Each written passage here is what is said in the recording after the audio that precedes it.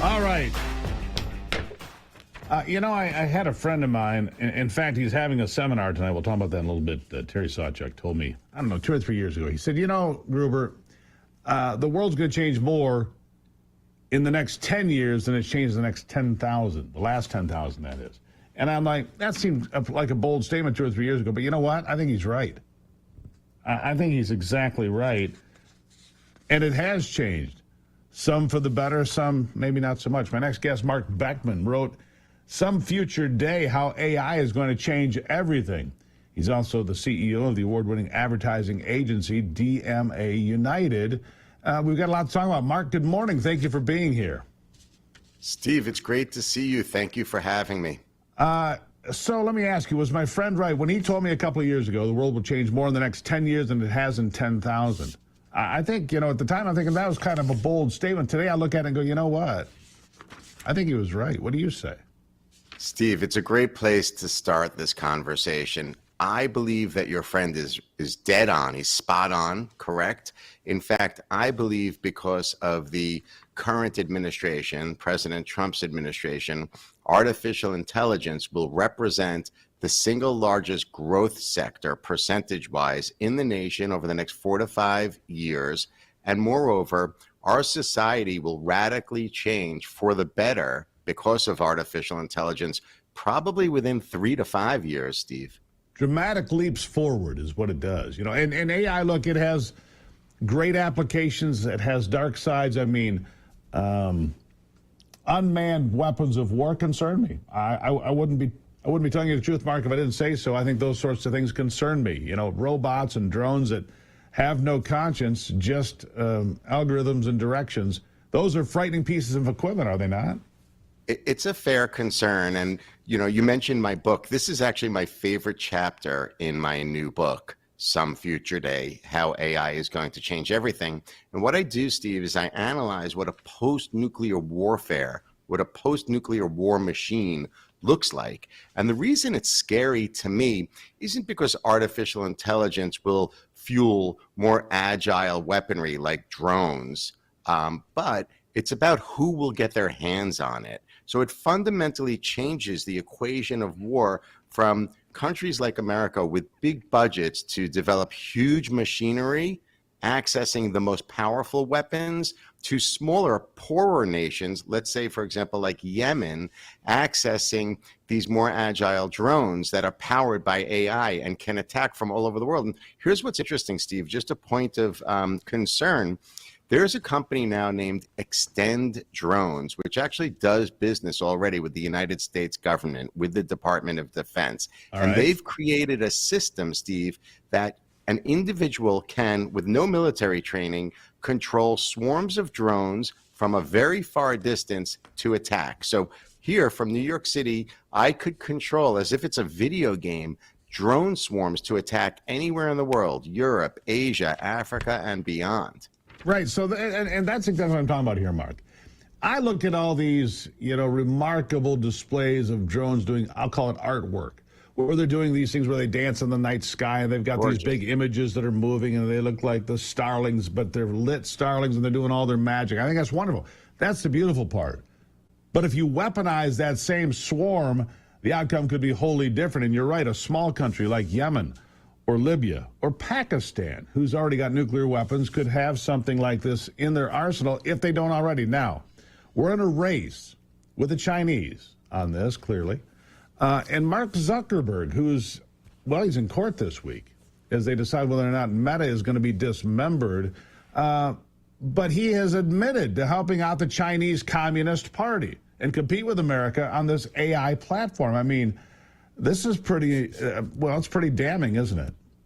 It is. It's definitely problematic. There was a whistleblower that testified in Congress. She was senior policy leader at Meta, and she really exposed, or her allegations could be very hurtful to Meta and to Zuckerberg. She claimed that Zuckerberg was engaging in conversations with the CCP and was sharing artificial intelligence information as it relates to developing facial recognition software. But moreover, his idea what she claims was to collaborate and create censorship tools for the Chinese government. Now, it's important to note, though, in fairness to Zuckerberg and Meta, they don't do business with regards to Facebook and Instagram in China. That said, they are generating $18 billion a year in revenue through advertising right now, today, in China. So those types of issues are concerning for sure. Well, you know, I go back to my days when I worked in newsrooms in this country. And it always concerned me. When the sales department came into the news department, was your news credible anymore? Always a fair question. Who's paying the bills if something happens? Let's say it happened with Ford Motor Company, and they're a big sponsor of yours, and something happens. Are you going to cover the story fairly, or are you going to protect your cash flow? You'd have to ask the same thing about Zuckerberg. $18 billion? That's no small amount of money now, is it? No, it's a ton of revenue, and I think we've seen this type of playbook from American companies and China over and over throughout time. Like I'm not too old to remember when the NBA marched into China and they generated a ton of revenue from exploiting that world. So it's this delicate balance, like capitalism and in fairness, and money. Mark, let me jump back in there. Then the Chinese Communist Party dictated which teams could be seen and which ones could not. The Boston Celtics, for example, were blacked out because there was a man on that team that was highly critical of the CCP. So therefore, the Celtics got zero airtime and zero revenue from China. It's true, isn't it? That's right, Steve.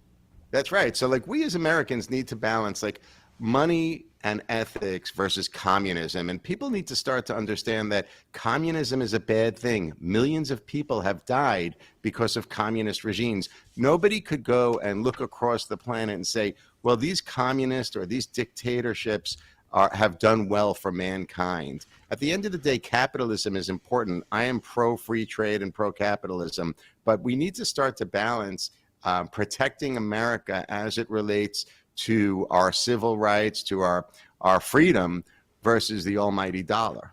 Well, you're exactly right. Capitalism did not kill 100 million people in the 20th century, but communism did. Under Stalin, Mao might have killed that many himself, but nobody's quite sure how many Chinese died in the Great Leap Forward in 1958, 59, and in 60. They don't even teach that in schools anymore, Mark. It's remarkable. They don't even teach the Great Leap Forward, which is nothing more than a great leap into a coffin for millions of Chinese citizens. Look, AI has a lot of upside. And do you have time to stay a little bit longer today? Yeah, I'd love to, Steve. I'm here for you. All right. Well, I'm going to hold you through a break because, you know, here's the dark side. Here's the competition with China. But there is a lot of upside. And I want to explore some of that with you. Marc Beckman is the author of Some Future Day, How AI is Going to Change Everything. The CEO of the award-winning advertising agency, DMA United, as well. So, Mark, sit tight. We're going to have you back. We're talking about the bright side of AI, how it does make people's lives better every single day. Remember, everybody else, do me a favor. Go follow me on social media today. We've got a movement here today, all right? So on X, we're growing rapidly. On Facebook, I don't know. Zuckerberg's Facebook has gotten real kind of dicey on me. Go give me a follow on Facebook today. Let's see if we can jump those numbers a little bit, see if it still works, all right? Be part of this movement, this freedom movement. It's the Steve Gruber Show. I'll be right back.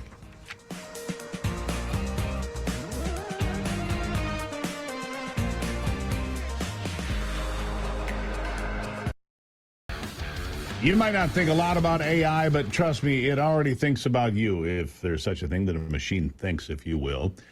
Go get on an airplane. It takes your picture, right? There it is. Your bionomics, it's all there. It takes your picture, knows exactly who you are. First time I got a car that would correct my driving. Could have had that years ago. 10 years ago, basically. The car starts to leave the lane. It keeps you in your lane, keeps you safe, keeps the people around you safe. Now I've got a car that, you know, it adjusts the distance between me and the next car, always adjusting the distance. So you can be even safer. You've got cars, of course, you can jump in now, push a button, it'll take you where you want to go. A lot of things with AI changing the world. Marc Beckman, author of Some Future Day, How AI is Going to Change Everything, still with me here today, Mark. And so there's a lot of really good things. It's driving. It's diagnosing illness, right?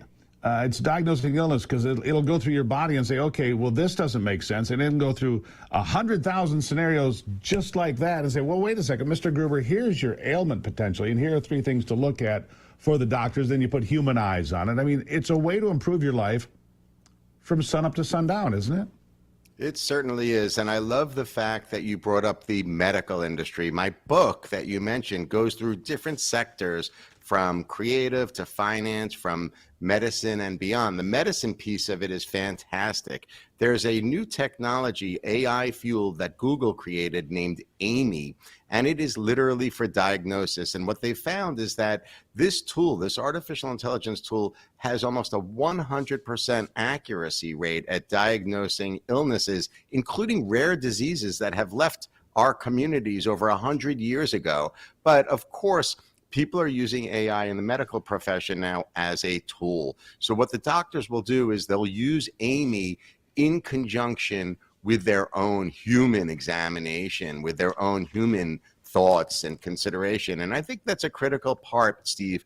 People need to remember AI is a tool. It's not a solution that should exist on its own. And they're already applying it in the medical industry. Yeah, it needs a chaperone, if you will, this AI of ours. It needs a chaperone looking over its shoulder. And in health and diagnosing all sorts of diseases, and what you just said there is really important. Rare diseases, maybe diseases that haven't been around or only show up on very rare occasion, like a few cases a year. Most doctors aren't going to dig that deeply into the books, and before you realize it, something bad has happened, something goes undiagnosed. By the way, Gene Hackman and his wife come to mind. They died of the hantavirus. There's only a handful of cases every year in this country, but if they had been seen by a doctor and known what the AI answer was, maybe they would have survived that. Here's something else that comes to mind with AI. Energy, modular nuclear. We're in a day and age now where a nuclear power plant can be the size of an SUV, can power a whole city. Well, AI can oversee that process. If there's any concerns, any issues, any change in the structure of the power device, it can warn people. It can tell them good things. It can adjust for storms that are coming. These are all things that are possible with artificial intelligence, right? That's right. And again, I break it all down in the book. And what it does is it allows for, on a micro level, people to save money in their homes. They could create more efficient environments, literally, because of the artificial intelligence.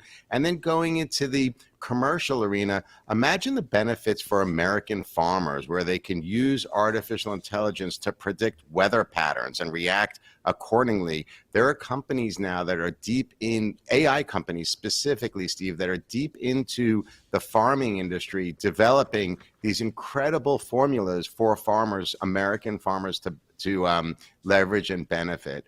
What's interesting, Steve, I think it's worth noting to your audience, what I did with the book is I created a tool. So if they want to learn, if your viewers and your audience wants to learn how to use artificial intelligence to optimize, to better their careers, I actually lay out all of the AI tools that are available for them today. I list the names and I create links. Every single chapter ends that way. So if you're in finance, if you're in medicine, if you're a farmer, if you're interested in some of the more governmental and war weapons, all of the tools are listed at the end of every single chapter that people can utilize today. They could learn how to use AI today. All right, so my concern is this, Mark, because I saw this. You're in New York. We talked in the break a little bit about this, but you're in New York, and I think it was in New York where I saw this article, here a few weeks ago. The first AI news anchors, completely generated out of the ether of AI. Here are 2 people giving the daily news. To me, that's a little creepy. I mean, I go back to Max Headroom. I'm old enough to remember Max Headroom. I'm thinking, okay, well, that's a little goofy. Max Headroom was great. Yeah. So is that a real, I mean, are we going to have artificial intelligence reporting on the radio, on the internet, on television, on streaming? What do you think? All of it. Generative AI is here. It's very powerful right now. It creates copywriting, script writing. Video is coming out at a higher level than ever. Photorealistic images. We mentioned China in the last segment, and it's interesting. Just last week, Reuters reported that China was using generative AI to create an information or misinformation campaign in Taiwan that was anti-American through their news outlets, in video, in print, and in photography. Reuters reported this, Steve. So, it's a concern. And what I tell people in the book is, we're no longer in an age where if you see it, you believe it. Now we need to tell our children, we need to tell our friends and family, if you see it, verify it, because it might not be real. This is why I go fishing, Mark, because that's still real. The natural world I can still trust. AI, I think it has a lot of upside, tremendous amount of upside, and some concerns as well. The book, Some Future Day, How AI is Going to Change Everything. Marc Beckman, really appreciate the insights today. Thank you, sir. Oh, Steve, it's really such a pleasure. Thank you so much for having me. Have a great day. There you have it. So you guys weigh it out. What do you think? Thumbs up, thumbs down? You can go to stevegruber.com. You can send me an email. Tell me what you think, all right? Some Future Day. Get that book and tell me what you think of that, too. How AI is going to change everything, if it hasn't already. I mean, don't you feel like it's changed a lot already? Where are we going to be 5 years from now? I mean, think about this. How long have we had smartphones? True smartphones, 10 years? Yeah, how much did that change things? I'll take a break. It's the Steve Gruber Show.